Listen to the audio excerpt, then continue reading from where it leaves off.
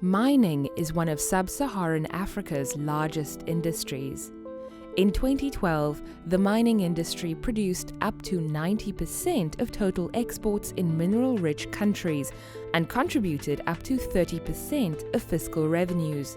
But can mines contribute to Africa's growing energy needs?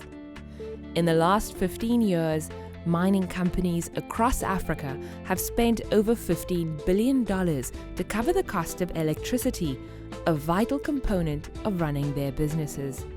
None of the power generated by these mines has made it onto national grids.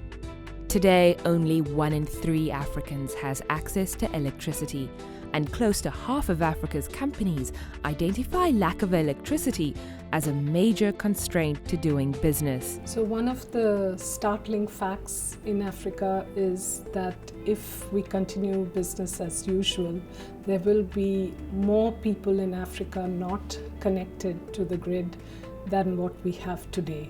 Harnessing the power of mines for not just the mines themselves, but for the whole community is a potential solution. An opportunity exists for countries in Africa to join forces with mining companies to help generate more, cleaner and cheaper power, not just for the mines, but for families, communities and businesses. Mining is an important part of the economic growth in Africa. They are a large consumer of electricity and usually companies with a strong financial situation. So they can be very credible clients and customers for the utilities. If mining companies become a main customer for utilities, they could also help boost local economies by further processing minerals locally rather than exporting them, which many companies are forced to do because of high operational costs. In many cases, in terms of where we operate as a company, power availability is often a key consideration in how we develop a mine.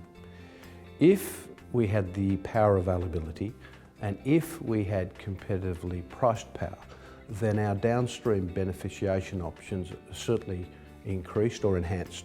In this scenario, mining companies would become anchor consumers whose high demand for reliable power helps finance efficient development of national and mini power grids. So this is an important part of improving the financial situation of utilities, and by doing that they can also help countries to expand the distribution network and be able to give more electricity to the consumer.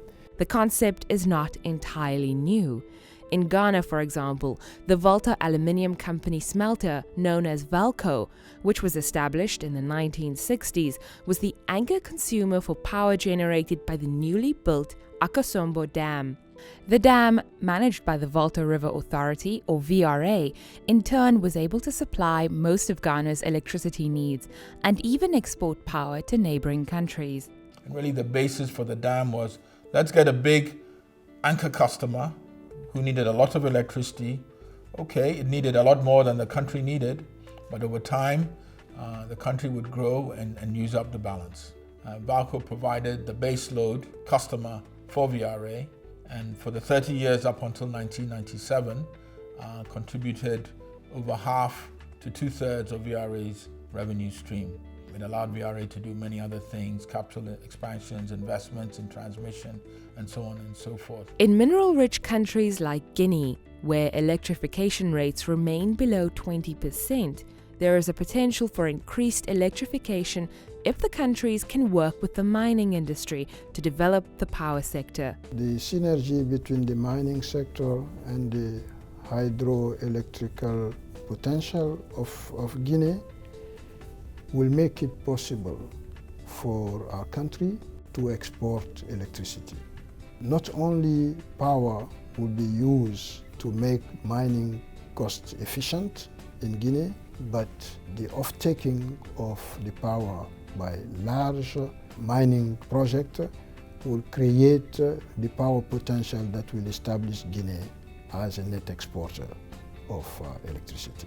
Power mining integration can bring substantial cost savings to mines, electrification to communities, and investment opportunities for the private sector. But in order for that relationship to be successful, it requires a commitment from governments, power utilities, and mining companies. In terms of the new technologies that are available in terms of power and power generation, I don't think there are many physical barriers in coming up with solutions that work for mining operations and local communities, and even communities in the broader sense. I think the key is to make sure that we have flexible government policy, that policy is flexible on the ground, and that if we've got the World Bank and other organisations supporting those processes, whether it be from a policy perspective or a funding perspective, I think we can find solutions that work for both mines and communities in almost every circumstance.